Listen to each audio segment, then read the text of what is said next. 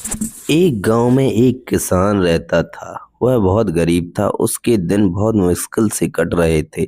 एक दिन जब वह किसान अपने खेत से लौट रहा था, तभी उसे अपने बचपन का एक मित्र मिल गया जो पास के गांव में ही रहता था।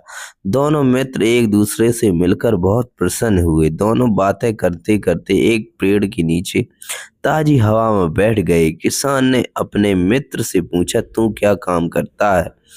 मित्र बोला, मैं एक जमींदार के यहाँ काम करता हूँ। तब किसान ने पूछा कि काफी जमा कर लिया होगा।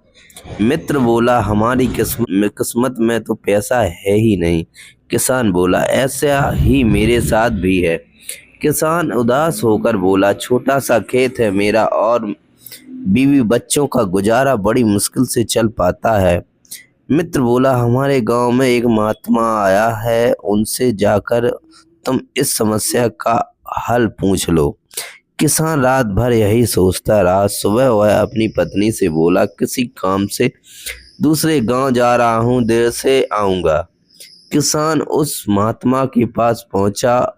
महात्मा ने उससे उसके आने का कारण पूछा तो किसान बोला, मैं बहुत गरीब हूँ, मुझे गरीबी से छुटकारा पाने का कोई उपाय बताइए। महात्मा बोले, मेरे पास एक आदमी है जो तुम्हें धनवान बना सकता है, परंतु वह 20,000 रुपये देकर एक हाथ खरीदता है, और यदि दोनों हाथ दोगे तो वह तुम्हें 40,000 रुपये देगा।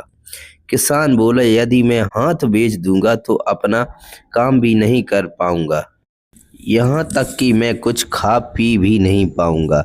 महात्मा बोले, फिर 50,000 रुपये में अपनी एक टांग बेच दो।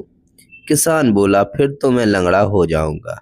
महात्मा बोले, हे भगवान मानव, तेरे पास भगवान का दिया हुआ स्वस्थ और सुंदर शरीर है, फिर तुम गरीब कैसे हुए? तुम्हारे पास अमोलक शरीर है, तुम मेहनत करो और अपनी गरीबी हटाओ।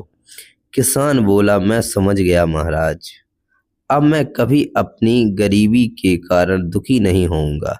अब मैं और अधिक मेहनत कर अपनी गरीबी को दूर करूंगा। यह कहकर किसान अपने घर लौट आया। यह कहानी आपको कैसी लगी? कमेंट बॉक्स में कमेंट करें, लाइक करें और चैनल को सब्सक्राइब जरूर करें, जरूर।